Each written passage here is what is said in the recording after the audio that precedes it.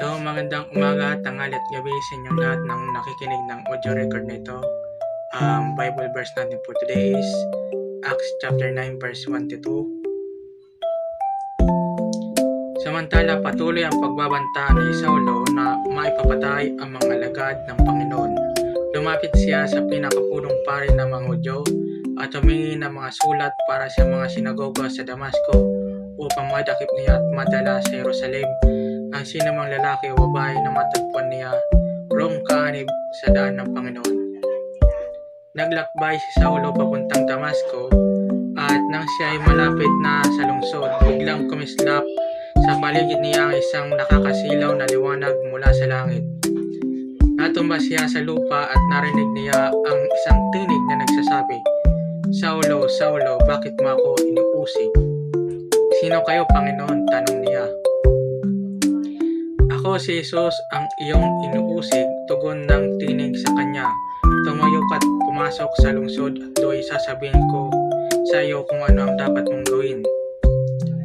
Natigilan at hindi makapagsalita ang mga kasama ni Saulo nang marinig nila ang tinig, ngunit wala namang silang makitang nagsasalita. Tumayo si Saulo at pagmulat niya hindi siya makakita, kaya't siya ay inakay ng mga kasama niya at dinala sa Damasco. Hindi siya nakakita sa loob ng 3 araw at hindi rin siya kumain ni uminom. Sa Damasco ay may isang alagad na ang pangalay Ananias. Tinawag siya ng Panginoon sa pamamagitan ng isang pangitain. "Ananias, ano po yun, Panginoon?" tugon niya.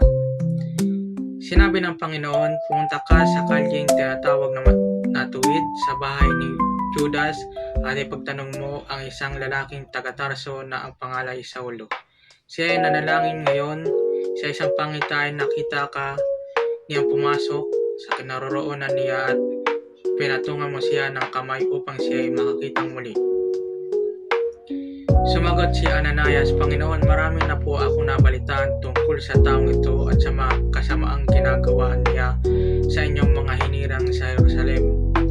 At naparito siya sa Damasco, taglay ang kapangyarihang galing sa mga punong pari ng mga Hudyo upang dakpin ang lahat ng tumatawag sa iyong pangalan." Ngunit sinabi sa kanya ng Panginoon, "Pumunta ka roon sapagkat siya ay pinili ko upang ipakilala ang aking pangalan sa mga hintil, sa mga hari at sa mga anak ng Israel. Ipapakita ko sa kanya ang lahat ng dapat niyang tiisin alang-alang sa akin."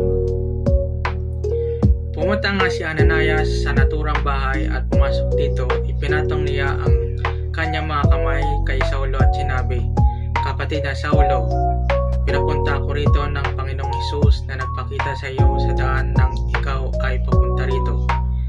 Isinugo niya ako upang muli kang makakita at upang mapuspos ka ng Espiritu Santo." Noon din may nalaglag na tila mga kaliskis mula sa mga mata ni Saulo at nakita siyang muli. Tumayo siya at nagpabautismo. Kumain siya at nagbalik ang kanyang lakas. Si Saulo ay ilang araw na kasama ng mga alagad sa Damasco at agad siyang nangaral sa mga sinagoga na si Jesus ang anak ng Diyos. Nagtaka ang lahat ng nakarinig sa kanya. Hindi ba ito ang dating umuusig doon sa Jerusalem sa mga tumatawag sa pangalan ni Jesus? Tanong nila, hindi ba't naparito nga siya upang sila'y dakpin at dalhin nakagapos sa mga punong pari? Ngunit lalong naging makapangyarihan ang pangaral ni Saulo at walang maisagot ang mga Hudyong naninirahan sa Damasco sa kanyang pagpapatunay na si Jesus ang Kristo.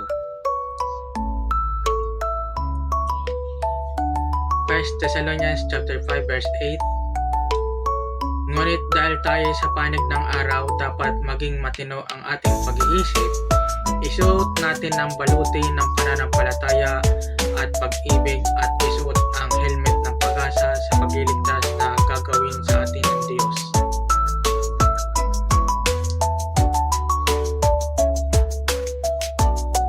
Hebrews chapter 12 verse 2. Ito natin ang ating paningin kay Jesus. Sa kanya nakasalalay ang ating pananampalataya mula simula hanggang katapusan. Dahil sa kagalakang naghihintay sa kanya, hindi niya inalintana ang kahihiyan ng pagkamatay sa krus at siya ngayon nakaupo sa kanan ng trono ng Diyos.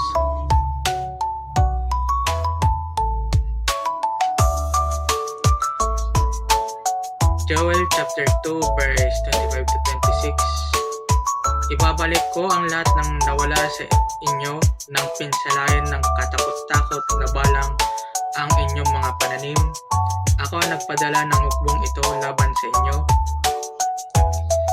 Magkakaroon kayo ngayon ng saganang pagkain at kayo'y mabubusog.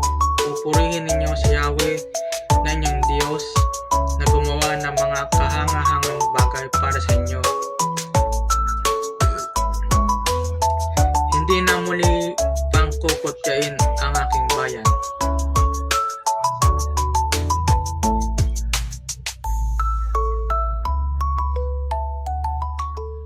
Psalms 30 verse 5. Ang kanyang galit, ito'y panandalian, ngunit panghabang buhay ang kanyang kabutihan.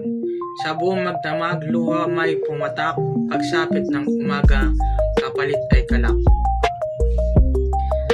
So, yun lamang po ang Bible verse natin for today. Maraming salamat sa pakikinig.